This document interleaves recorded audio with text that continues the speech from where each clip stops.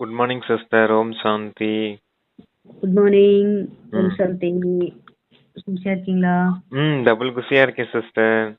இன்னைக்கு வெரி அப்பா good. Super வரதானம் கொடுத்திருக்காரு. ஆக்கர்ஷண மூர்த்தி, கவர்ந்தெழுக்கும் மூர்த்தி ஆகுங்க அப்படின்னு. ஞான மூர்த்தி, நினைவின் மூர்த்தி, தெய்வீக குணங்களின் மூர்த்தின்னு இன்னைக்கு நம்மள வர்ணிச்சுட்டாரு அப்பா. சரிங்க சிஸ்டர், வாசிக்கலாம் இன்னைக்கு இல்லையா? ஓகே பிரதர், அப்போட இனிமையான மகாவை கேட்போம். ம் 16/1/2025 காலை முரளி பாப்தாதா மதுபன். ம் ஓம் சாந்தி.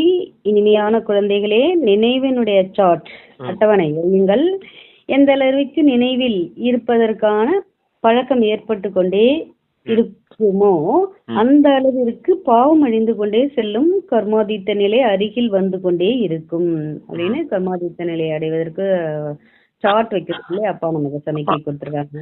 நினைவின் சார்ட் வைங்க. நினைவின் மூலமா தான் பாவ கர்மங்கள் அழியும். பாவ கர்மங்கள் அழிஞ்சிருச்சுன்னா நீங்க கர்மாதீத்த நிலைக்கு அருகாமையில வந்துடுவீங்க அப்படின்னு சொல்றாரு சிஸ்டர். கர்மாதீத்த நிலை அடையணும்னா நினைவினால பாவ கர்மங்கள் அழிச்சே ஆகணும் அப்படிங்கிறதுக்காக சொல்றாரு. Okay sister. 63 ஜென்மத்தை 100 வருஷத்துல அழிக்கிற மாதிரி ஒரு ஸ்கிப்பு ஜம்ப் பண்றதுக்கு நம்ம அவரோட நினைவு எப்பவும் வச்சுட்டே இருக்கணும் அப்படின்னா எல்லாருக்குமே 100 வருஷம் கிடையாது இல்லையா? எல்லாரும் லேட்டா தானே வந்திருக்கோம். அதுவும் இருக்குது. சங்கம யுகத்துல அவங்கவுங்க ஆமா நம்ம எப்ப வந்தோம் அப்படின்னு பிரதர் அப்பா கேள்வி கேக்குறாங்க. சார்ட் சரியாக இருக்கிறதா அல்லது இல்லையா என்பது எந்த 4 விஷயங்களின் மூலம் கண்டறியப்படுகிறது? பதில் ஆசாமி சிஸ்டர். அது ஆளுமை. அதை மாத்திக்கிடணும். ஆளுமை, நடத்தை, சேவை மற்றும் குஷி. ஓகே. தாதா இந்த 4 விஷயங்களை பார்த்து இவருடைய சார்ட் சரியாக இருக்கிறதா அல்லது இல்லையா என்பதை கூறுகின்றார். எந்த குழந்தைகள் மியூசியம், அருங்காட்சியகம் அல்லது கண்காட்சியின் சேவையில் இருக்கிறார்களோ அவருடைய நடத்தை அரசனுக்கு உரியதாக இருக்கிறதோ அளவற்ற குஷியில் இருக்கிறார்கள் என்றால் கண்டிப்பாக அவர்களுடைய சார்ட் சரியாக இருக்கும். பாடல் மனம் என்னும் கண்ணாடியில் முகத்தை யார் ஆத்மா அப்படின்னு ஒரு பாட்டு. ஆமா, அது என்னன்னா அந்த சார்ட் கரெக்டா வச்சிருக்காங்க அப்படின்னா உங்களுடைய நடத்தை எப்படி இருக்குன்றதுக்காக அப்ப அந்த 4 விஷயங்களை செக் பண்ணுவேன் அப்படின்னு சொல்லியிருக்காரு. அது என்னன்னா ஆளுமைங்கிறது பர்சனாலிட்டி, ராயல்டி அப்படின்னு சொல்லுவாங்க இல்லையா அது. அப்புறம் இது சேவை, சர்வீஸ், அவங்க செய்யக்கூடிய சேவை எப்படிப்பட்டதா இருக்குது. இன்னொன்னு குஷி, இன்னொன்னு நடத்தை, பிஹேவியர் எப்படிப்பட்டதா இருக்குது அப்படிங்கிற அந்த 4 விஷயத்த வச்சு கண்டுபிடிச்சிடலாம் அவங்க எந்த அளவுக்கு மியூசியத்திலயும் அருங்காட்சியகத்திலயும் இருந்து சேவை செய்யறாங்க, கண்காட்சியிலே இருப்பாங்க, தந்தையின் அறிமுகத்தை கொடுக்கணுன்ற அந்த ஆர்வம் இருந்துகிட்டே இருக்கும், அப்படிப்பட்டவங்களா இருப்பாங்க. அரசனுக்குரிய நடத்தை உடையவங்களா இருப்பாங்க, எப்பவும் அளவற்ற குஷியில இருப்பாங்க. இப்படிப்பட்டவங்க தான் நல்ல விதத்துல சார்ட் வச்சிருக்காங்க, தந்தை நல்ல விதத்துல நினைவு செய்யறாங்கன்னு பாபா புரிஞ்சுக்கிடுவார் அப்படின்னு பாபாவே சொல்றாரு. சரிங்க சிஸ்டர், அடுத்த ஒரு பாடல் வந்திருக்கு. மனம் என்னும் கண்ணாடியில் முகத்தை பார் ஆத்மா. ஓம் சாந்தி. குழந்தைகள் பாட்டை கேட்டீர்கள். தன்னிடம் எவ்வளவு பாவம் மீதம் இருக்கிறது, எவ்வளவு புண்ணியம் சேமிப்பாகி இருக்கிறது என்று இந்த பாட்டின் மூலம் அர்த்தத்தை தெரிந்து கொள்ள வேண்டும். தனது ஆத்மா சதோ பிரதானமாவதற்கு எவ்வளவு காலமாகும், இப்போது எதுவரை தூய்மையாகி இருக்கிறோம் என்பதை புரிந்து கொள்ள முடியும் அல்லவா? சிலர் பாட்டில் நாங்கள் 2-3 மணி நேரம் நினைவில் இருந்தோம் என்று எழுதுகிறார்கள். சிலர் 1 மணி நேரம் என்று எழுதுகிறார்கள். இது குறைவாக இருக்கிறது அல்லவா? குறைவாக நினைவு செய்தீர்கள் என்றால் குறைவாகத்தான் பாவம் அழியும். இப்போதும் பாவம் அதிகமாக அழியாமல் இருக்கிறது அல்லவா? ஆத்மாவைத்தான் பிராணி, உயிர் என்று சொல்லப்படுகிறது. அது பிராணி இல்ல, பிராணன்.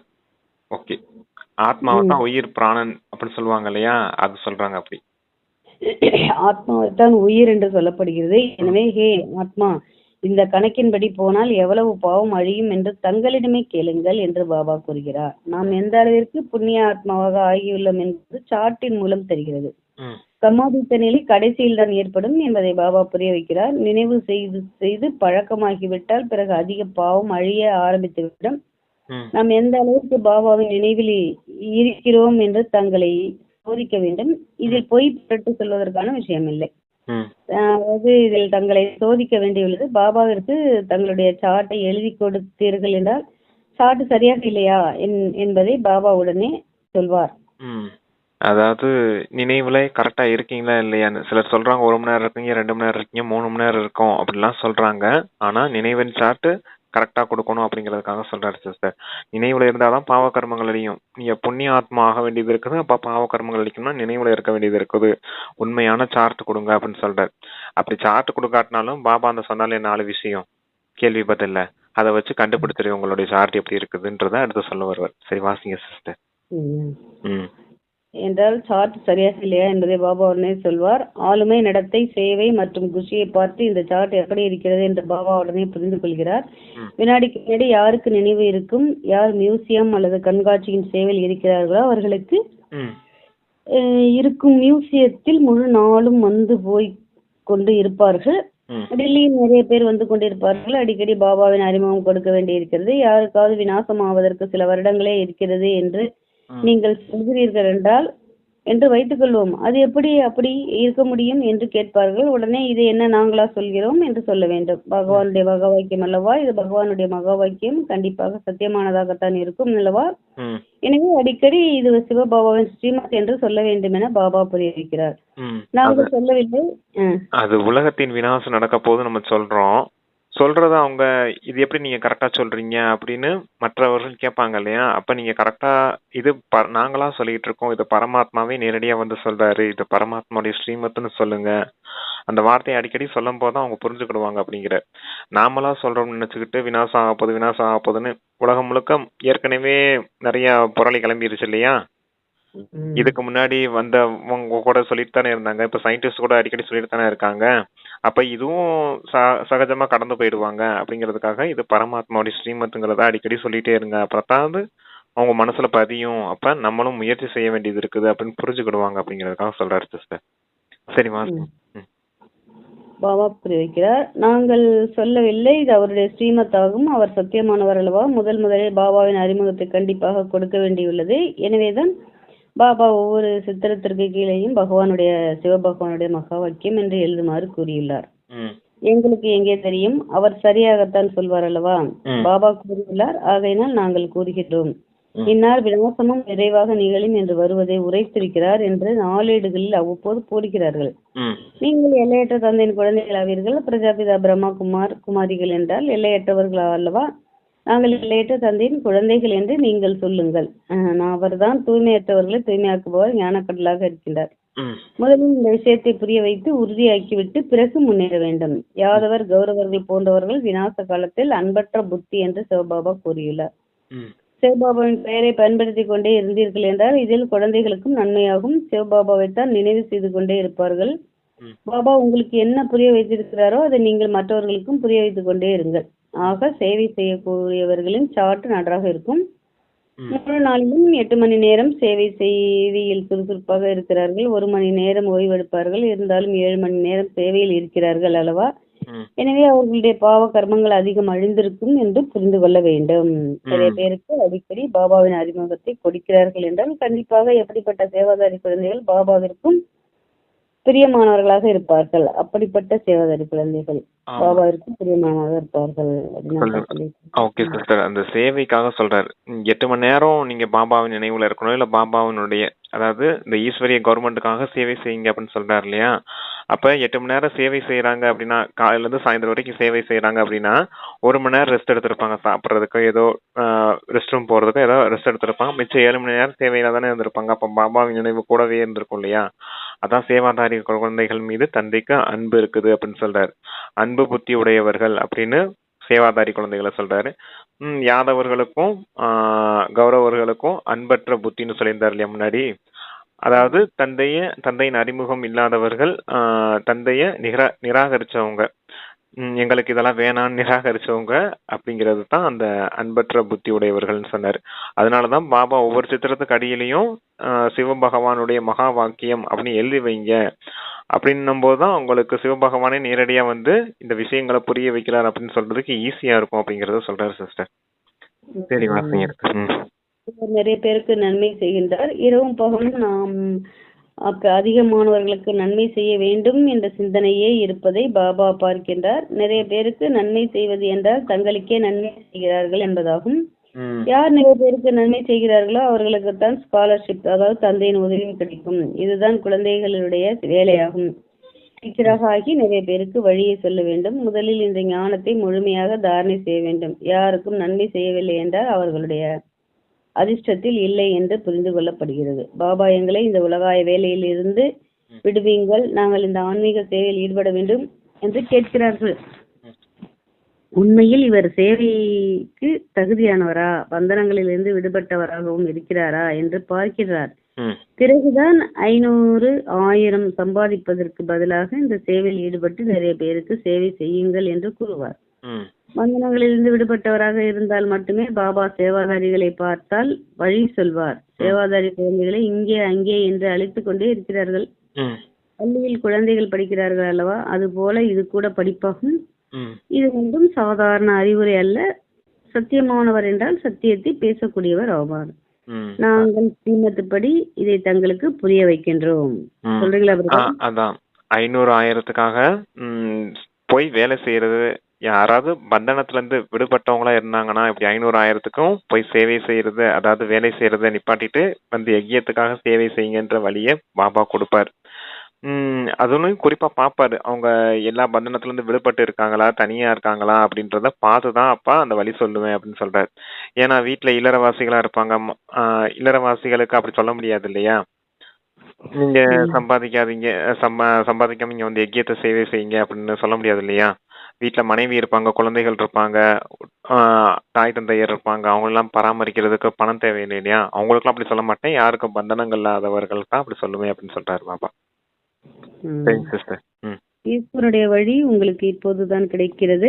நீங்கள் திரும்பி செல்ல வேண்டும் என்று பாபா கூறுகின்றார். இப்போது எல்லையற்ற சுகத்தின் ஆசை அடையுங்கள். கல்பம் கல்பமாக உங்களுக்கு ஆஸ்தி கிடைத்து வந்துள்ளது. ஏனென்றால் சொர்க்கத்தின் ஸ்தாபனை ஒவ்வொரு கல்பமும் நடக்கிறது அல்லவா? இந்த சிருஷ்டி சக்கரம் 5000 ஆண்டுகளினுடையது என்று யாருக்கும் தெரியவில்லை. மனிதர்கள் முற்றிலும் காரிருளில் இருக்கிறார்கள்.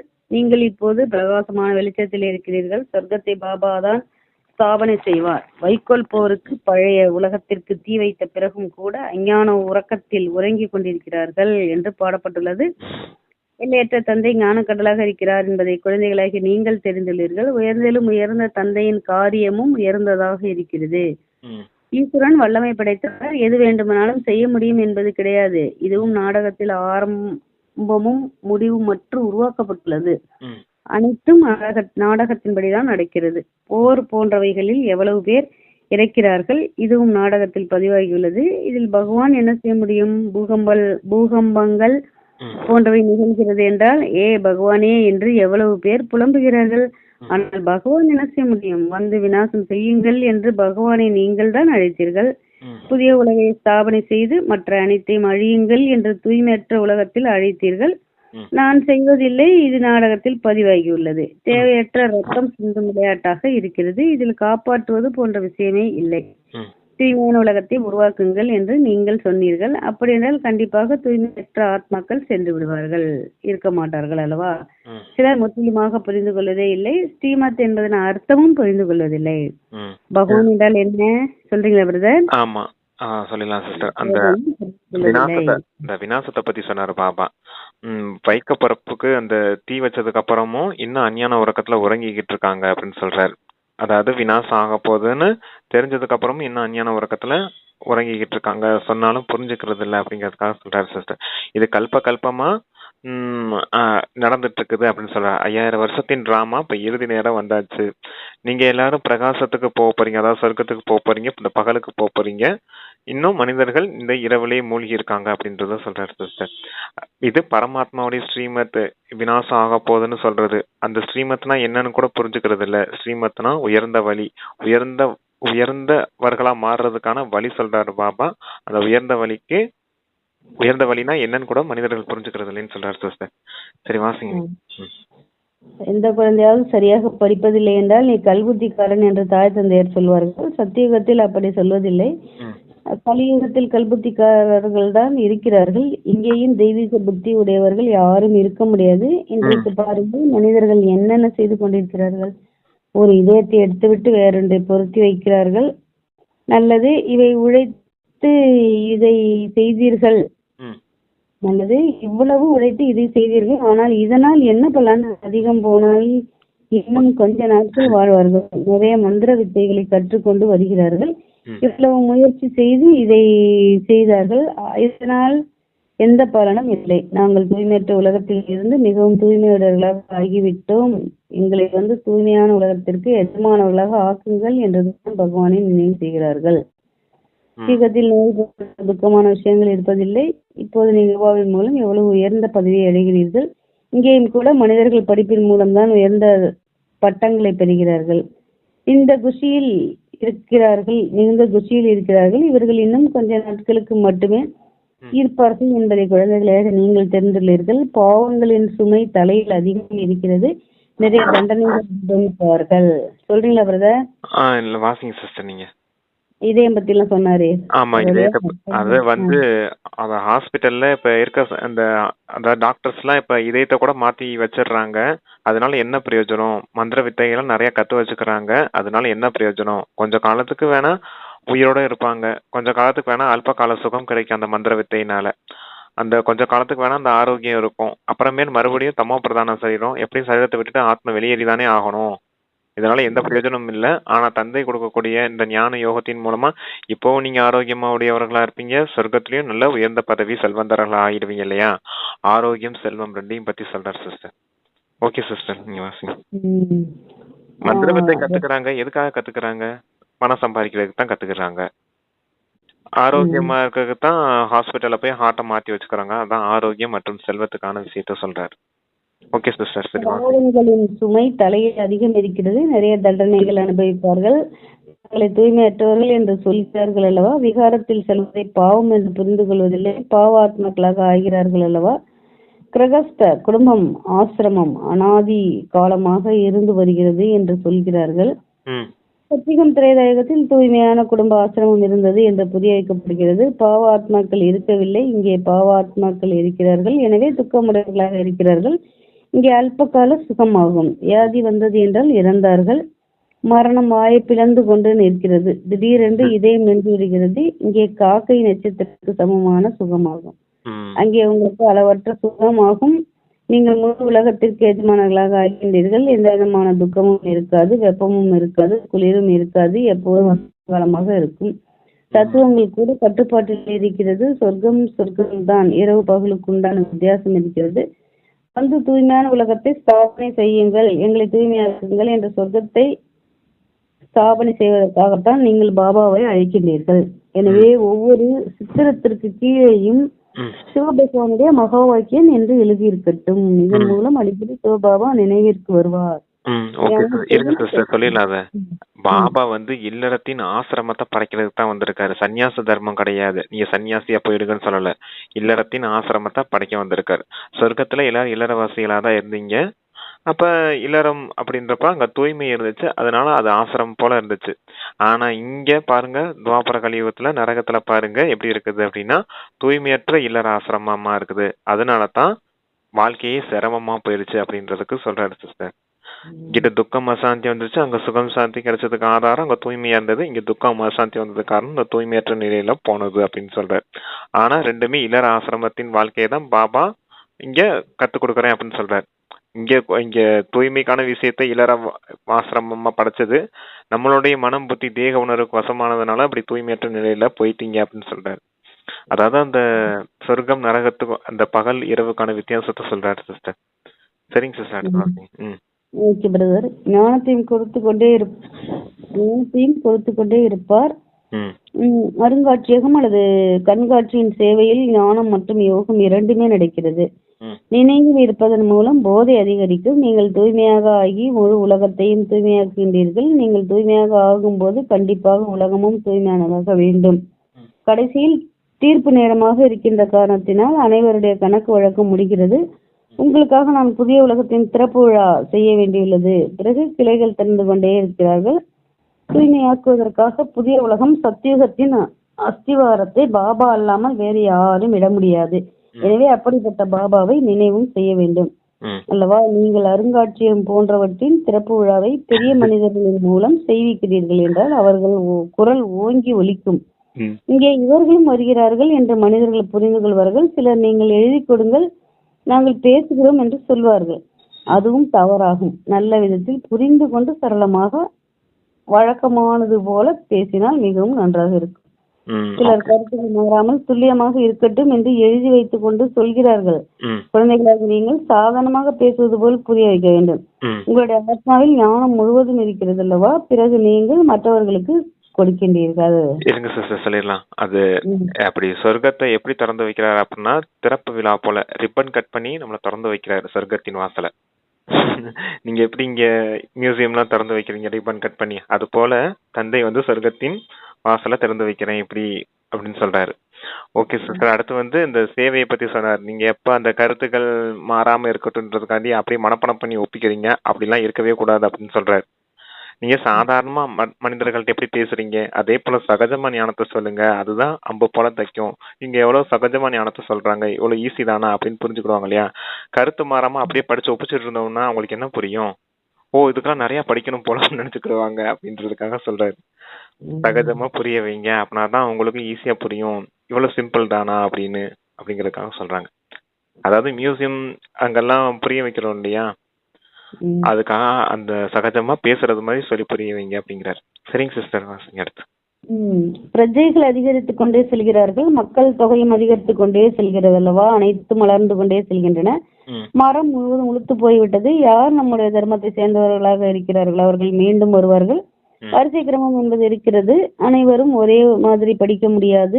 சிலர் 100க்கு 100 மதிப்பெண் கூட எடுக்கக்கூடியவர்கள் இருக்கிறார்கள். கொஞ்சம் கேட்டால் கூட ஒரு மதிப்பெண் கிடைத்தால் கூட சொர்க்கத்திற்கு வந்து விடுவார்கள். இது எல்லையற்ற படிப்பாகும். இது எல்லையற்ற தந்தை தான் படிப்பிக்கிறார். யார் இந்த தர்மத்தை சேர்ந்தவர்களாக இருக்கிறார்களோ அவர்கள் வருவார்கள். அனைவரும் முதலில் நம்முடைய வீடான முக்தி தாமம் செல்ல வேண்டும். பிறகு வரிசை கிரமமாக வந்து கொண்டே இருப்பார்கள். சிலர் திரேதாவின் கடைசியில் கூட வருவார்கள். பிராமணர்களாக என்னவோ ஆகிறார்கள். ஆனால் பிராமணர்கள் அனைவரும் சத்தியுகத்தில் வருவதில்லை. திரேதாவின் கடைசியில் கூட வருவார்கள். இவை புரிந்து கொள்ள வேண்டிய விஷயங்களாகும். ராஜ்யம் ஸ்தாபனை ஆகி கொண்டு இருக்கிறது. அனைவரும் ஒரே மாதிரி இருக்க முடியாது என்பதை பாபா தெரிந்துள்ளார். ராஜ்யத்தில் அனைத்து விதமானவர்களும் வேண்டும். பிரஜைகளை வெளியில் உள்ளவர்கள் என்று சொல்லப்படுகிறது. அங்கே மந்திரிகள் போன்றவர்களுக்கு அவசியமில்லை என்று பாபா புரிய வைத்துள்ளார். அவர்களுக்கு ஸ்ரீமத்து கிடைத்திருக்கிறது. அதன் மூலம் லட்சுமி நாராயணன் ஆகியுள்ளார்கள். இவர்கள் யாரிடமாவது வழி கேட்பார்களா என்ன? மந்திரிகள் யாரும் இருப்பதில்லை. பிறகு தூய்மையற்றவர்களாக ஆகும்போது ஒரு மந்திரி ஒரு ராஜா ராணி இருக்கிறார்கள். இப்போது பாருங்கள் எத்தனை மந்திரிகள் இருக்கிறார்கள். இங்கே பஞ்சாயத்து ராஜ்யம் அல்லவா. ஒருவருடைய வழி மற்றவரோடு ஒத்து போகாது. ஒருவரோடு நட்பு வையுங்கள், புரிய வையுங்கள், காரியத்தை செய்து விடுவார். பிறகு இன்னொருவர் வந்தார், அவருடைய சிந்தனைக்கு வரவில்லை என்றால் இன்னும் காரியத்தை கெடுத்து விடுவார். ஒருவருடைய புத்தி மற்றொருவரோடு சேராது. அங்கே உங்களுடைய அனைத்து மன ஆசைகளும் பூர்த்தியாகி விடுகிறது. நீங்கள் எவ்வளவு துக்கத்தை அடைந்தீர்கள். இன்னும் இதனுடைய பெயரே துக்கதாமமாகும். பக்தி மார்க்கத்தில் எவ்வளவு ஏமாற்றம் அடைந்தீர்கள். அது இப்ப ஒரு 100 மார்க்குக்கு டெஸ்ட் பேப்பர் வைக்கிறாங்கன்னா அதுல 1 மார்க் எடுத்தா கூட போதும், சத்தியுக திரேதாயுகத்துக்கு, அதாவது திரேதாயுகத்துலையும் இறுதி பிறவிக்கு வந்துருவீங்க அப்படின்னு சொல்றாரு. மொத்தம் அப்பா 100 மார்க்கு டெஸ்ட் வைக்கிறாரு. எவ்வளவு மார்க் இருக்கிறோமோ அதுக்கேற்ற மாதிரி பதவிக்கு போவோம். ஆனா 100 மார்க் எடுக்க முடியல, 1 மார்க் எடுத்திருக்காங்க அப்படின்னா அந்த 1 மார்க்குக்கான பதவியும் கொடுக்கணும் இல்லையா பாபா. அதான் திரேதாயுகத்துல ஏதாவது ஒரு பிரஜையாவது இருப்பாங்க அப்படின்னு சொல்றாரு. ஆனா எல்லாரும் பிராமணர்கள் தான். பிராமணர்கள்னா இருந்தாலும் சத்தியுகத்திலே எல்லாரும் வந்துருவாங்கன்னு இல்ல, திரேதாயுகத்தின் இறுதியில கூட யாராவது வருவாங்க அப்படின்றது சொல்றாரு. அடுத்து லாஸ்ட் என்ன சிஸ்டர் சொன்னாரு? நீங்கள் எவ்வளவு துக்கத்தை, அதாவது ஒருவருடைய புத்தி மற்றவரோடு சேராது. அதாவது அதான் அவருடைய சிந்தனைக்கு வரவில்லை என்றால் இன்னும் காரியத்தை கெடுத்து விடுவார். ஒருவருடைய புத்தி மற்றவரோடு சேராது. அங்கே உங்களுடைய அனைத்து மன ஆசைகளும் பூர்த்தி ஆகிவிடுகிறது. நீங்கள் எவ்வளவு துக்கத்தை அடைந்தீர்கள். இதனுடைய பெயர் துக்கதாமம். பக்தி மார்க்கத்தில் எவ்வளவு ஏமாற்றம் அடைந்தார்கள். இதுவும் நாடகமாகும். எப்போது துக்கமுடையவர்களாக ஆகின்றீர்களோ அப்போது பாபா சுகத்தின் ஆசையை கொடுக்கிறார். சொல்றீங்களா? படிக்கிறீங்களா? இல்ல அது சிந்தனை சொல்றாரு. ஒரு சிலவங்கள சொன்னா நல்ல விதத்துல புரிஞ்சுக்கிறாங்க, தந்தையினுடையவர்களா ஆகுறாங்க. சிலர் சொன்னாலும் புரிஞ்சுக்கிறது இல்ல. அப்ப இங்க அந்த முரண்பாடு ஏற்படுது இல்லையா, அப்படிங்கிறதுக்காக அந்த முரண்பாடு விஷயத்த சொல்றாரு சிஸ்டர். 2 பேர் வர்றாங்கன்னா, வா இதெல்லாம் ஒண்ணும் இதெல்லாம் எப்படி இருக்க முடியும்? இதெல்லாம் முடியாதுன்னு இன்னொருத்தர் புத்திய கெடுத்து விட்டு ஆமா. போயிட்டாங்க. இன்னொருத்தவங்க கெடுத்துட்டு போயிடுறாங்க. இன்னொருத்தவங்க வந்து தந்தைக்கு அர்ப்பணமாயி, அத தந்தை என்ன சொல்றாரோ அந்த கட்டளை கீழ்ப்படிந்து சேவை செய்யக்கூடியவங்களாவும் மாறிடுறாங்க. 2 விதமான புத்தி உடையவர்களாவும் இருக்காங்க. அதான் முதலே சொன்னார் இல்லையா, அன்பு புத்தி, விபரீத புத்தி அப்படின்னு. ம். அன்பு புத்தியுடையவங்க சேவை செய்யறாங்க, விபரீத புத்தியுடையவங்க கெடுத்து விட்டுட்டு போயிடுறாங்க அப்படின்னு சொல்றாரு. அதான் புத்தி வித்தியாசம் இருக்குது இல்லையா, முரண்பாடு இருக்குது அப்படிங்கிறார். பாபா எத்தனை பேர்த்த பாத்துருப்பாரு எங்கேயத்துல, எவ்வளவு பேர் வந்திருப்பாங்க அது சொல்றாரு. சரிங்க சிஸ்டர். எப்போது துக்கமுடையவர்களாக ஆகின்றீர்களோ அப்போது பாபா வந்து சுகத்தின் ஆசை குறைக்கிறார். பாபா உங்களுடைய புத்தியை திறந்து விட்டார். செல்லந்தர்களுக்கு சொர்க்கம், ஏழைகளுக்கு நரகம் என்று மனிதர்கள் சொல்லிவிட்டார்கள். எதை சொர்க்கம் என்று அழைக்கப்படுகிறது என்பதை நீங்கள் யதார்த்தமான விதத்தில் தெரிந்துள்ளீர்கள். சத்தியுகத்தில் இரக்கமுடையவரே என்று சொல்லி யாராவது அழைப்பார்களா? இரக்கம் காட்டுங்கள், விடுவீங்கள் என்று இங்கே அழைக்கிறீர்கள். பாபாவின் அனைவரையும் சாந்திதாமம் சுகதாமத்திற்கு அழைத்து செல்கிறார். அஞ்ஞான காலத்தில் நீங்களும் எதையும் தெரிந்திருக்கவில்லை. யார் நம்பர் 1 தமோ பிரதானமாக இருக்கிறாரோ அவரை தான் பிறகு நம்பர் 1 சதோ பிரதானமாக ஆகின்றார். இவர் தன்னுடைய புகழை சொல்லவில்லை. எல்லா புகழும் ஒருவருக்கு. லட்சுமி நாராயணனை கூட அப்படி மாற்றக்கூடியவர் அவர் அல்லவா?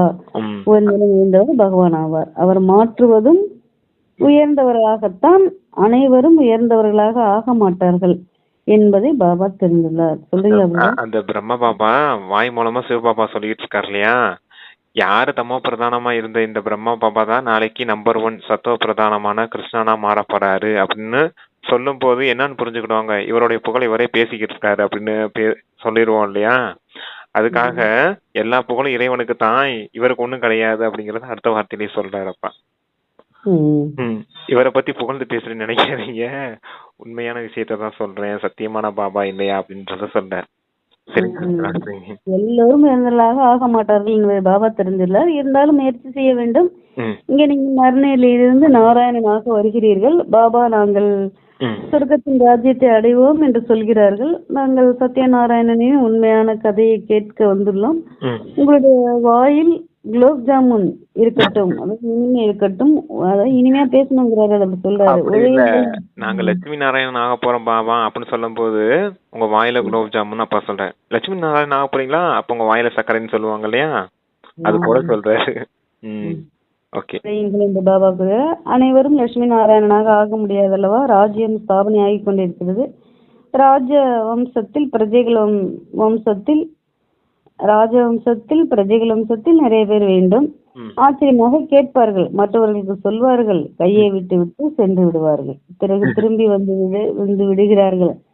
எந்த குழந்தைகள் தங்களுடைய முன்னேற்றத்திற்காக ஏதாவது செய்கிறார்கள் என்றால் உயர்ந்து விடுகிறார்கள். சமர்ப்பணமாவது ஏழைகளே ஆவர். தேகம் உட்பட வேறு எதுவும் நினைவில் இருக்கக்கூடாது. உயர்ந்த குறிக்கோளாகும். ஒருவேளை உறவு சிறிது இருந்தாலும் கண்டிப்பாக அது நினைவிற்கு வரும். பாபாவிற்கு என்ன நினைவிற்கும்?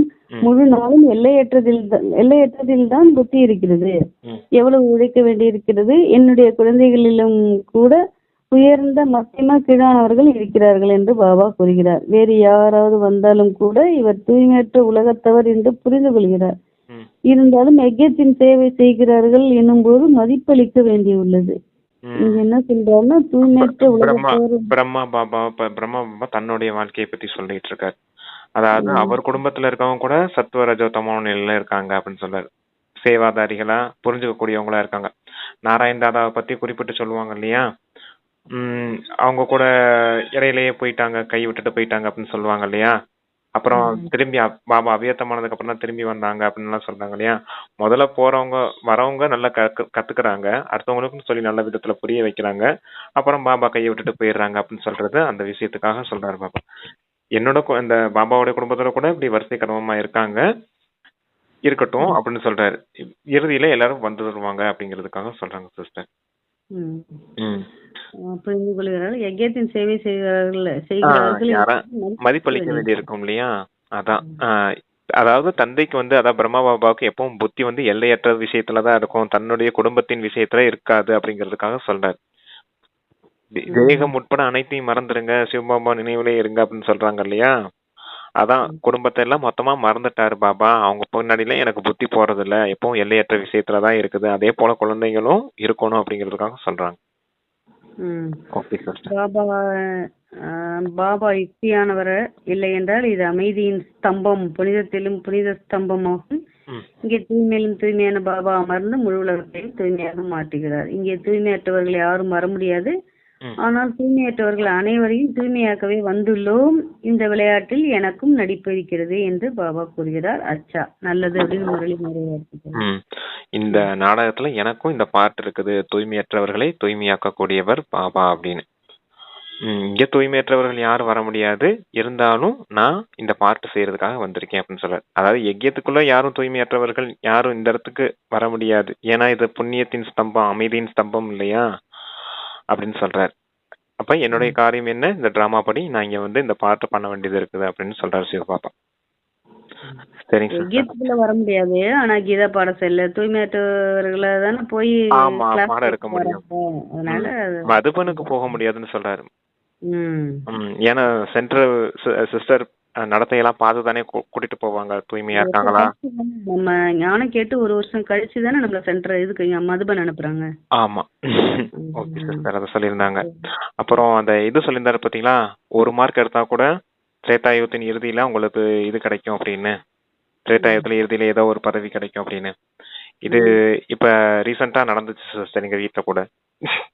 அது என்ன சொன்னாங்க அப்படின்னா, இது உங்க வீடு தானே, ஓ வீடு தானே, ஓ வீடு தானே எங்க வீட்டை ஏதோ சொல்லிட்டு இருந்தாங்களா. இது ஒண்ணு என் வீடு இல்லாம நான் சொன்னேன்னா, அப்புறம் எதுப்பா உன் வீடு அப்படின்னு எங்க அண்ணன் கேட்டான். அதாவது லௌகீகத்துல எங்க அண்ணன் கேட்டான், என் வீடு பரந்தாமன் தான் அப்படின்னு நான் சொன்னேன். நான் சொல்ல வந்தேன், அதுக்குள்ளேயும் உன் வீடு பரந்தாமன் தானே அப்படின்னு எங்க அண்ணன் சொன்னான். அப்ப அந்த பையனுக்கு 1 மார்க் விழுந்துச்சு பாத்தீங்களா. அதுதான் தெரியும், யாரும் ஞானத்துல இல்ல அவங்க, இருந்தாலும் சொல்றாங்க இல்லையா, அந்த 1 மார்க் விழுந்துருச்சு இல்லையா அவங்களுக்கு, அப்ப திரேதாயுகத்துல இறுதியில வருவாங்க அப்படின்னு நம்ம புரிஞ்சுக்க வேண்டியதான். ஓகே சிஸ்டர், அந்த 1 மார்க், அதாவது பரந்தாமன் தான் வீடு, அங்க பரமாத்மா இருக்காரு, அதன்படி இவங்க நடக்கிறாங்க அப்படின்னு ஏதோ ஒரு விஷயத்த சின்ன சின்ன விஷயம் புரிஞ்சு வச்சிருக்காங்க இல்லையா, அது கூட 1 மார்க் விழுகும் அவங்களுக்கு அப்படிங்கறத சொல்றாரு. அதான் சொல்லியிருந்தாரு அப்பா மீன் பண்ணி அந்த இடத்துல. ஃபாலோ பண்ணலனாலும் ஆத்மா அப்படின்னு தெரிஞ்சுக்கிட்டாங்கன்னா அவங்களும் திரேதாயத்துல லாஸ்ட்ல வருவாங்க. ஆமா, தந்தையின் அறிமுகம் ஏதோ தெரிஞ்சிருக்காங்க இல்லையா, அதான் சிவபாபா அப்படிங்கிற அந்த சிவபாபா அப்படிங்கிற அந்த வார்த்தையை தெரிஞ்சுக்கிட்டா கூட திரேதாயுகத்தின் இறுதியில வருவாங்க அப்படின்னு சொல்லியிருப்பாரு பாபா சில முரளியில. அதுக்காக சொல்றேன் சிஸ்டர். அதான் பிராமணர்கள் சத்தியுகத்திலே இருப்பாங்கன்னு கிடையாது, இங்க பிராமணர்களா இருக்கவங்க சத்தியுகத்துக்கே வந்துருவாங்க அப்படின்னு கிடையாது, திரேதாயுகத்தின் இறுதி வரைக்கும் வர்றதுக்கான வாய்ப்பு இருக்குது அப்படிங்கறத சொல்றாரு. அப்ப நல்ல புருஷார்த்தம் பண்ணியா உயர்ந்த பதவியா சத்தியுகத்துல போவீங்க, அப்ப தாழ்ந்த முயற்சி குறைவா முயற்சி செய்தீங்கன்னா திரேதாயுகத்துக்கு தான் போக வேண்டியது இருக்கும் அப்படிங்கறதுக்காக சொல்றாங்க. சரிங்க சிஸ்டர், அடுத்த வாசிங்க. ஓகே, முயற்சி செஞ்சு தோல்வி அடைஞ்சிட்டு இருக்கும் போதே நம்ம காலம் முடிஞ்சிடும், ஸ்தாபனை ஆயிடும். அதனால அதுதான் அந்த ராமருக்கு வந்து வில்லு அம்பும் காட்டியிருக்காங்க. லட்சுமி நாராயணனுக்கு அதெல்லாம் இருக்காது.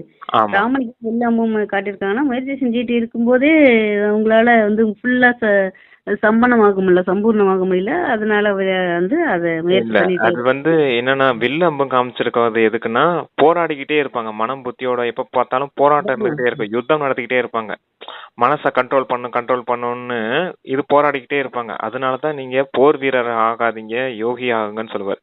யோகி ஆகுங்க, யோதாவா மாறாதீங்கன்னு சொல்லுவார் ஒரு வார்த்தை. அபியத்தமணி படிச்சீங்கன்னா தெரியும். யோகி ஆகுங்க, யோதாவா மாறாதீங்க. யோகினா யோகம் செய்யக்கூடியவங்க, அதாவது மனம் புத்தியை ஒருமுகப்படுத்தக்கூடியவங்க. போர் வீரர்கள் அப்படின்னா மனம் புத்தியோட சண்டையிடக்கூடியவங்களுக்கு தான் அந்த வில்லும் அம்பும் காமிச்சிருப்பாங்க. ராமர் காமிச்சிருப்பாங்க வில்லும் அம்பும். ஆனா கிருஷ்ணர் யோகத்திலே இருந்தவர், அவர் கையில என்ன காமிச்சிருப்பாங்க, சுயதர்சன சக்கரத்தை காமிச்சிருப்பாங்க இல்லையா. அதான் இது யோகத்தின் நிலை, அது யோதாவின் நிலை. யோதானா போர் வீரர்கள் அப்படிங்கறதுக்காக தான் அவங்க வில்லம்பு காமிச்சிருக்காங்க. யோகி யோதா அந்த வார்த்தையை ஞாபகம் வச்சுக்கோங்க, அது உங்களுக்கு ஈஸியா புரியாது. Okay sister.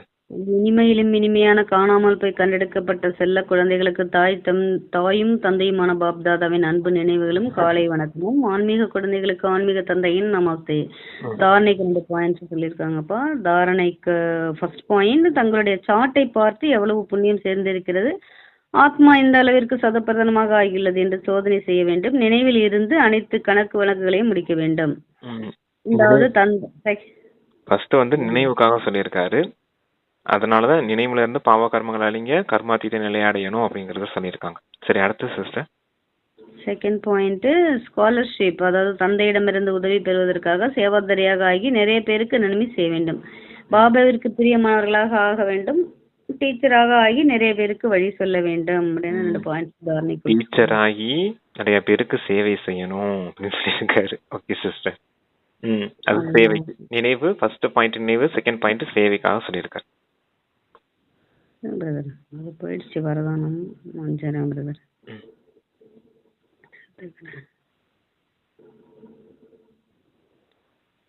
வரதானம் தனது பரிஸ்தா சொரூபத்தின் மூலம் அனைவருக்கும் ஆஸ்திக்கான அதிகாரத்தை தருபவராக ஆகர்ஷணமூர்த்தி ஆகுக. ஆகர்ஷண மூர்த்தி ஆகுங்க. ஆகர்ஷணம் பண்றதுனா ஆமா, இல்ல கவர்ந்து இழுக்கக்கூடியது. அட்ராக்ஷன். Super sister. ஆகுக. பரிசா சொரூபத்தின் மிகவும் ஜொலிக்கும் ஆடை அணிந்து வெகு தொலைவில் உள்ள ஆத்மாக்களையும் தன் வசம் கவர்ந்து அனைவரது ஏழ்மையை நீக்கி ஆஸ்திக்கு அதிகாரியாக மாறிடுங்கள். இதற்காக ஞானமூர்த்தி, நினைவு மூர்த்தி, அனைத்து தெய்வீக குணமூர்த்தியாகி பறக்கும் கலையில் நிலைத்திருங்கள். பயிற்சியினை அதிகரித்துக் கொண்டே செல்லுங்கள். உங்களது பறக்கும் கலையை அனைவருக்கும் நடமாடும் பரிஸ்தா மற்றும் தேவதா நிலை சாட்சாத்காரம் செய்விக்கும். இதுவே ஞானவல்லல் விதத்தா வரதானம் வல்லல் நிலை ஆகும். ஓகே சிஸ்டர், சொல்லிடலாம். அந்த பரிஸ்தாவினுடைய காரியமே என்ன காரியம் அப்படின்றத சொல்றாரு. அதாவது நீங்க எப்பவும் கவர்ந்தெழுக்கும் மூர்த்தியா இருந்து மற்றவர்களுக்கு ஆஸ்தியை கொடுக்கக்கூடியவங்களா இருக்கணும். அதாவது தந்தையினுடைய முக்தி மற்றும் ஜீவன் முக்தியின் ஆஸ்திய மற்றவர்களுக்கு வழங்கக்கூடியவங்களா இருக்கணும். மாஸ்டர் முக்தி வல்லலா இருங்க அப்படின்னு சொல்லுவார் இல்லையா பாபா. அது போல நீங்க அந்த பரிஸ்தா ரூபத்தின் மூலமா எல்லாரையும் கவர்ந்தெழுத்து தந்தையின் அறிமுகத்தை கொடுக்கும் போது அவங்களுக்கு அந்த முக்திக்கான ஆஸ்தியோ ஜீவன் முக்திக்கான ஆஸ்தியோ அவங்க முயற்சிக்கு ஏற்ற மாதிரி அடைவாங்க இல்லையா. அது போல எல்லாரையும் கவர்ந்தெழுக்கக்கூடிய மூர்த்தியா இருக்கணும் அப்படின்னு சொல்றாரு. அதுக்கு நீங்க எப்படிப்பட்டவங்களா இருக்கணும்? அவங்களதான் ஞான மூர்த்தி, நினைவின் மூர்த்தி, தாரணையின் மூர்த்தி, தெய்வீக குணங்களின் தாரணை மூர்த்தி, இப்படி இருக்கணும். நீங்க பறக்கும் கலையில இருந்து அந்த ஸ்திதியிலே உயர்ந்த ஸ்திதியிலே இருக்கணும் அப்படின்னு சொல்றாரு. அதாவது ஞானம், யோகம், தாரணை, சேவைன்ற அந்த 4 சப்ஜெக்ட்லயும் இருக்கணும் அப்படிங்கிறார். அப்படி இருக்கும் போதும் என்ன சிஸ்டர் சொன்னாரு லாஸ்டா? ஞானவல்லல் விதத்தா வரம் வழங்கும் வல்லல் நிலையாகும். அப்படி இருந்தாதான் சாட்சாத்காரம் தேவதா நிலை சாட்சாத்காரம் செய்விக்கும். அதிகரித்துக் கொண்டே பயிற்சியை அதிகரித்துக் கொண்டே செல்லுங்கள். உங்களது கலையை பறக்கும் கலையாகும். குணமூர்த்தியாகி பறக்கும் கலையில் நிலைத்திருக்கும் பயிற்சியினை அதிகரித்துக் கொண்டே செல்லும் பொழுது அனைவருக்கும் நடமாடும் பரிஸ்தா தேவதா நிலை சாட்சாத்காரம் ஆகும்.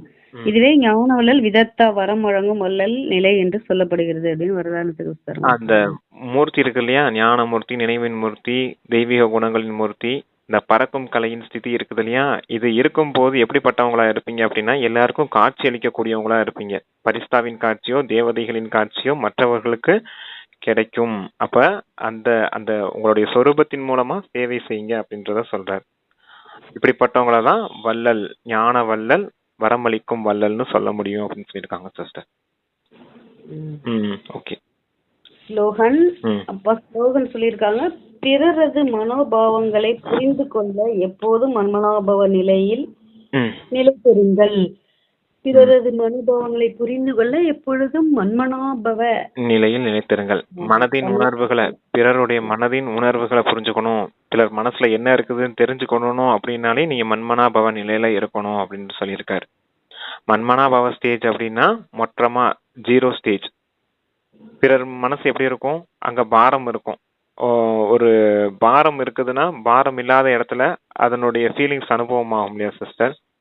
இப்ப ஒரு தெராஸ் இருக்குதுன்னா ஒரு சைடு வெயிட்டே இருக்காது, வெயிட்லெஸ்ஸா இருக்கும். இன்னொரு சைடு வெயிட் வச்சானா அதுக்கு வெயிட் அனுபவம் ஆகும் இல்லையா. ஒரு சைடு இழுக்கும், ஒரு சைடு மேல தள்ளும் இல்லையா. அது போல உங்களுடைய மற்றவர்களின் மனதின் உணர்வை புரிஞ்சுக்கணும்னா நீங்க எந்த வித சுமையும் இல்லாதவங்களா இருக்கணும் அப்படின்னு சொல்றாரு. மன்மனாபவங்கிறதா வெயிட்லெஸ் ஸ்டேஜ். அப்படி இருந்தீங்க அப்படின்னா நீங்க அந்த மற்றவர்களுடைய மனதில் இருக்கக்கூடிய விஷயங்களை புரிஞ்சுக்க முடியும் அப்படின்னு சொல்றாரு. அப்ப அவங்க பாரமா இருக்காங்கன்னா ஒன்னு அசாந்தியா இருப்பாங்க, துக்கமுடையவர்களா இருப்பாங்க. நீங்க அவங்களுக்கு சுகம் மற்றும் சாந்தியை கொடுக்கக்கூடிய சேவை செய்ய முடியும் இல்லையா. அதுக்காக சொல்றாராப்பா. Okay brother. அப்பா மனசோ சேவைக்கு சில பாயிண்ட்ஸ் சொல்லியிருக்காங்க. கொடுத்துருக்காங்க. தனது சக்திசாலி மனதின் மூலம் சக்தி கொடுக்கும் சேவை செய்யுங்கள். ம் மனோ சக்தியின் நிலைக்கண்ணாடி சொல்லும் செயலும் ஞானி ஆத்மாக்களாயினும் அஞ்ஞானி ஆத்மாக்களாயினும் அவர்கள் தொடர்பில் வரும் பொழுது சொல்லும் செயலும் நல்லவை ம் மற்றும் நல் விருப்பம் உடையதாக. ம் ஓகே. நல்ல ஆசைகள், நல்ல ஆசை, நல் விருப்பம், அதாவது சுப பாவனை, சுப காமனை உடையதா இருக்கும்னு சொல்றாரு. யார் தொடர்புல வந்தாலும் அஞ்ஞானி ஆத்மாக்களா இருக்கலாம், ஞானி ஆத்மாக்களா இருக்கலாம். யார் தொடர்புல வந்தாலும் உங்களுடைய வார்த்தை, சொல், செயல் எல்லாம் எப்படி இருக்கணும் அப்படின்னா சுப பாவனை நிறைந்ததா, சுப காமனை நிறைந்ததா இருக்கணும்னு சொல்றாங்க. நல்ல ஆசை விருப்பம் உடையதாக வேண்டும். யாருடைய மனம் ம் சுபமான சக்தி வாய்ந்ததாக இருக்குமோ அவர்களுடைய சொல்லும் செயலும் இயல்பாகவே சுத்தமாக சக்திசாலியாக சுபபாவனை உடையதாகும். சக்தி வாய்ந்த மனம் என்பது நினைவின் சக்தி சிரேஷ்டமாக சக்திசாலியாக சகஜ யோகியாக இருப்பர். ம் சக்தி வாய்ந்த மனம் என்பது நினைவின் சக்தி சிரேஷ்டமாக சக்திசாலியாக சகஜ யோகியாக இருப்பதாகும் அப்படின்னு சொல்லியிருக்காங்க. ஆமா. அதான் மனதின் சக்தினாலே அந்த சுபமான சக்தி தான் மனதின் சக்தி. அந்த சுப பாவனை, சுப காமனை இருக்கும்போது சொல்லும் செயலும் அப்படியே இருக்கும். இதுக்கு ஆதாரம் எப்படி இருக்குது அப்படின்னா சகஜ யோகியா இருப்பீங்க அப்படின்னு சொல்றாரு சிஸ்டர். சகஜ யோகி நிலையில இருந்தீங்கன்னா அந்த உங்களுடைய மனதின் சக்தி இந்த சுபமானதா இருக்கும் போது உங்களுடைய சொல்லும் செயலும் நல்லா இருக்கும். அதுக்கு எது ஆதாரமா இருக்குதுன்னா இந்த சகஜ யோகி நிலை. சகஜமா அப்பாவை நினைவு செய்யக்கூடிய அந்த நினைவின் சக்தியினாலதான் இந்த மனதின் சக்தி அதிகரிக்கும் அப்படிங்கிறதுக்காக சொல்றாங்க சிஸ்டர். மனதின் சக்தி சுபமா இருக்கும் போது உங்களுடைய சொல்லும் செயலும் நல்லா இருக்கும். அதுக்கு ஆதாரமா இருக்குது நினைவின் சக்தி அப்படின்னு சொல்றாங்க.